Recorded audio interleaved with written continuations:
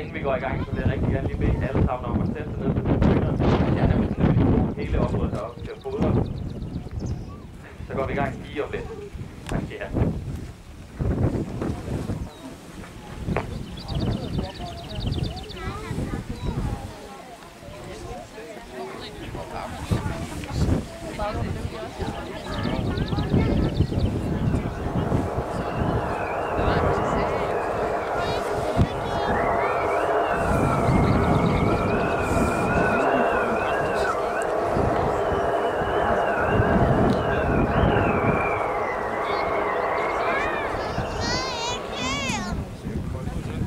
Goddag og velkommen til Isbjørneparken. Om et øjeblik vil en af vores dyreguider fortælle om isbjørnene. Mens dyreguiden fortæller, skal vi venligst bede jer om at blive siddende, så alle kan se.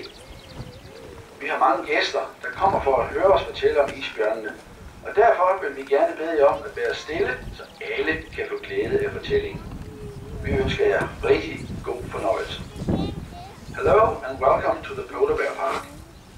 In a moment, one of our guides will do a presentation on the polar bears. While the guide is speaking, we kindly ask you to remain seated and be quiet so all visitors can enjoy the presentation.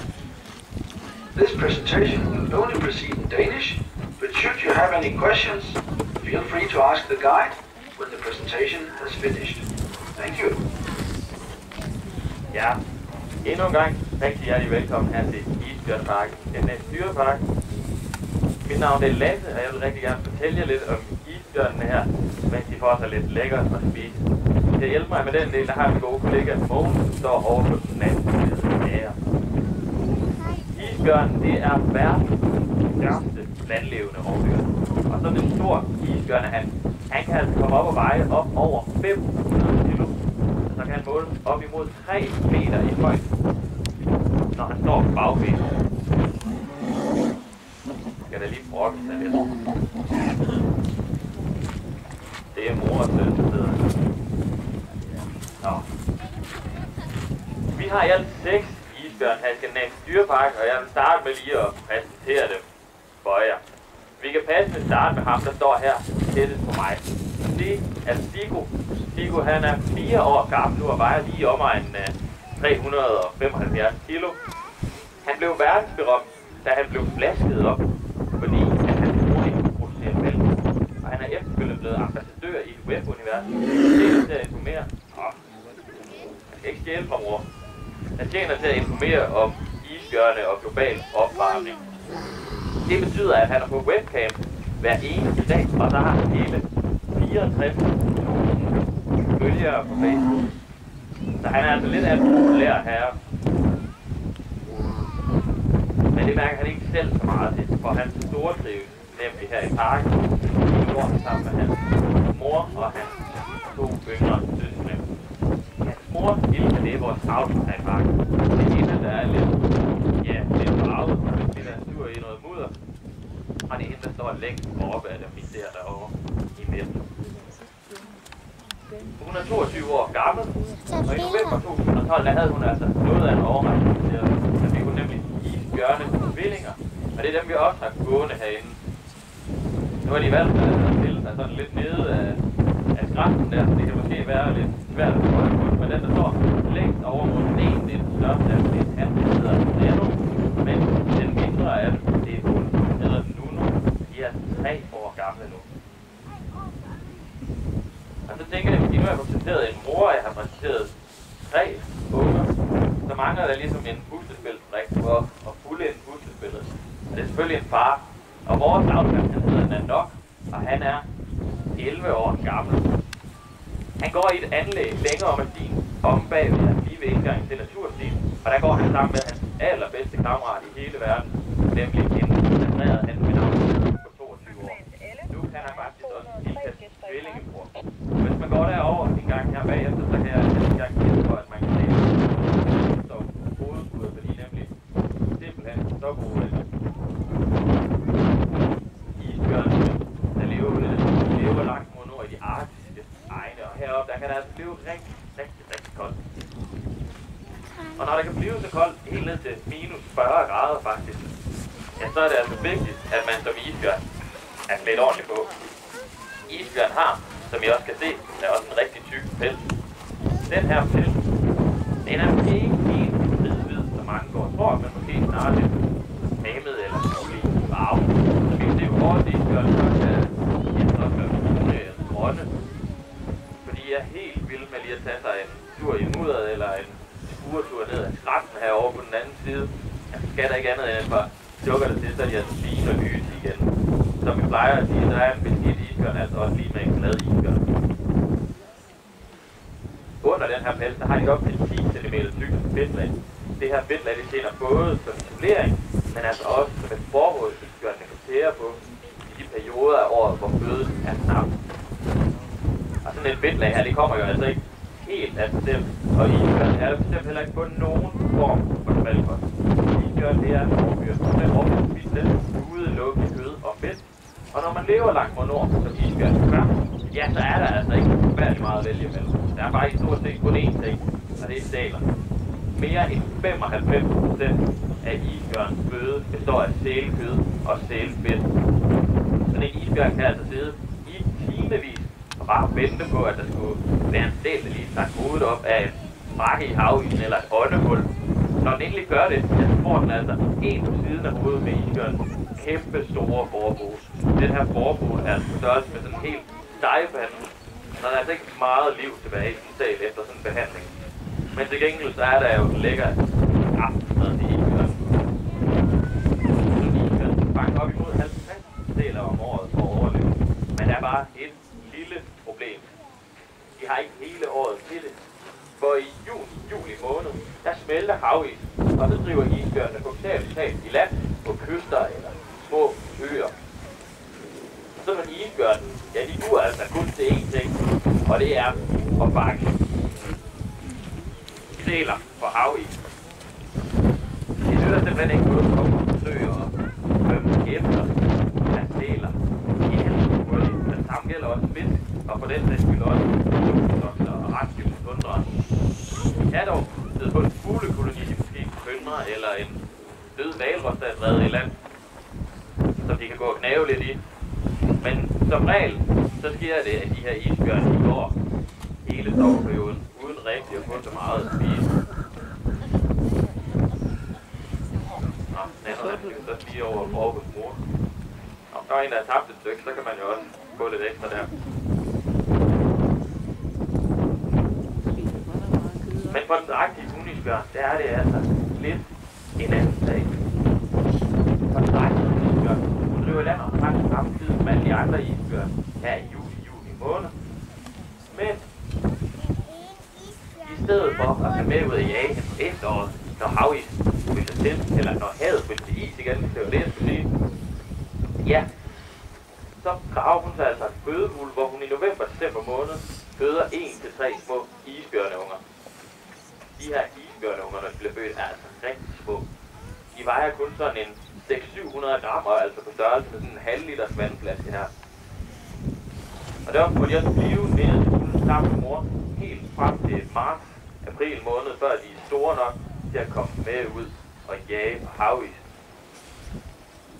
Og det betyder altså, at isbjørnemor, hun skal forsørge sig selv og sine 1-3 isbjørnunger i hele 8 måneder, udelukkende på en fedtreserver.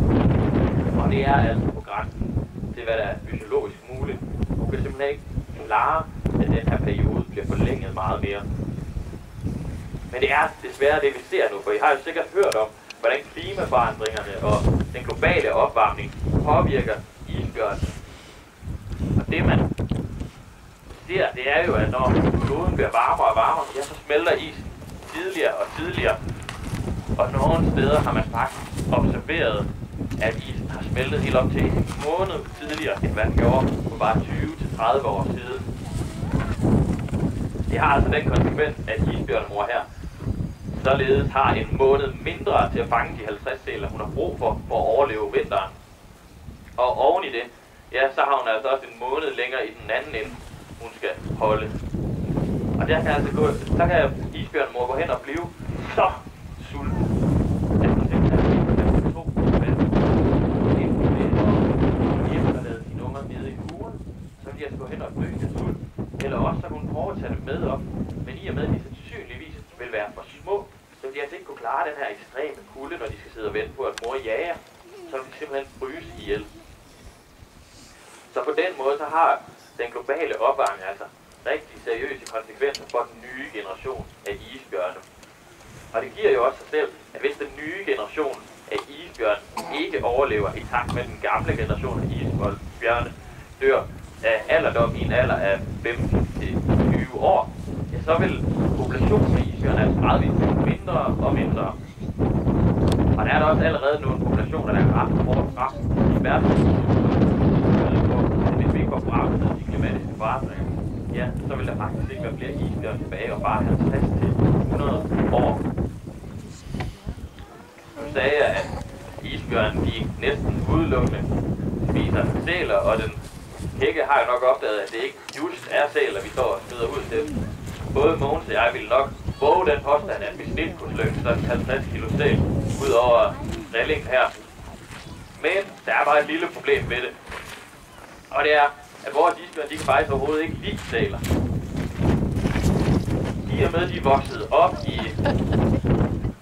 Der var ikke nogen, der ville ud i vandet. Nu er det sjovt. I og med, de voksede op i fangeskab, så har de altså været vant til et meget bredere menukort. Og det vi har med til dem her i dag, det er noget kohjerte. Så er det noget, som man måske ikke helt lige forbinder med isbjørne med, nemlig æbler. Men alle bjørne, hvad de hvide, sorte eller brune, de har altså en sød tand, og isbjørnen er ingen undtagelse. Og isbjørnen er altså helt vild med en hel masse forskellige slags frugt og grønt. Men skal man virkelig forkæle verdens største landlevende rovdyr, ja, så skal de selvfølgelig have rosiner. For sådan en lille bitte rosin, lagt ind på tungen af en stor, velvoksen handisbjørn, det kan gøre ham helt blød i knæene. Nu kan I måske også undre jer over, at vi her har flere isbjørn, der trives sammen i det samme anlæg. Fordi tit, når man hører om isbjørn eller tænker på isbjørn, så forbinder man sig med den her ensomme jæger som havis. Men faktisk i sommerperioden, så ser man flokke helt op imod 100-150 individer samlet på et relativt lille areal på tundraen. Og det trives isbjørnene faktisk rigtig fint med, så længe de har mulighed for at vælge, om de vil være sociale eller ej. Det har vi valgt her i Skandinavisk Dyrepark, at vores isbjørn altså også skal have mulighed for. Og derfor har vi bygget det her 26.000 kvadratmeter store anlæg til. Altså med størrelse med hele 5 fodboldbaner. Og det fordeler sig på 2 vinteranlæg heroppe bag mig. Nu går der nok anlæg længere med stien bag jer. Og så det vi står ved her, som vi kalder vores sommeranlæg. Sommeranlæget det har 2 søer. Den lille stykke lige her foran os. Og den kan isbjørnen altså også fint bruge til at tage dukker, så vi se, om der er nogen, der har lyst til det. Men om bag bakken, der har de altså en rigtig stor sø. Den ser ud som om, der er nu hurtigere der. Så må man jo gå op fra trappen, hvis man skal have en lille fordel der. Men den her sø om bag bakken, den er 5 meter dyb, så der kan isbjørnen altså virkelig komme ud og svømme og dykke, hvilket de også er rigtig, rigtig gode til. Men lige om lidt, når jeg er færdig med at fortælle om isbjørnene her, så vil vi tage resten af maden her mod på gangbroen, til at de får lyst til at tage sig dukker. Jeg kan selvfølgelig ikke garantere noget, fordi isbjørnene bestemmer jo selv, men vi har altså 3 isbjørne teenager herinde, og de er både glade for vand og æbler, så jeg tænker, at sandsynligheden er relativt høj. Lige inden vi går derud, så har jeg lige nogle gode råd. Det er en rigtig god idé at gå stille og roligt derud, så vi skal nok alle sammen nå derud. Og når I kommer derud, så træk godt udsvinget, så kan vi nemlig alle sammen bedre komme til at se. Det var faktisk alt, hvad jeg havde at fortælle om isbjørnene. Lige til slut vil jeg rigtig gerne minde jer om vores vigtigste retningslinjer. Husk, hvor I må fodre, og især hvor I ikke må fodre. Græsset, det er dyrenes areal. Børn under 12 år skal være i følgeskab med et voksen under hele opholdet her i parken og rygning til de piknikområder, hvor der er dertil indrettet æskevær. Den næste fodring, det er på havørn kl. 14:30. Der er det en god idé at komme lidt før, for når fodringen går i gang, ja, så lukker dørene, og så er det altså ikke muligt at komme ind i volieren. Hvis I har nogle spørgsmål, så er I mere end velkommen til at komme hen til Mogens eller jeg her bagefter. Vi vil nok forsøge at svare på det. alle sammen. Og ellers så har jeg bare tilbage at sige tak for opmærksomheden, og håber vi ses ude på gangbroen.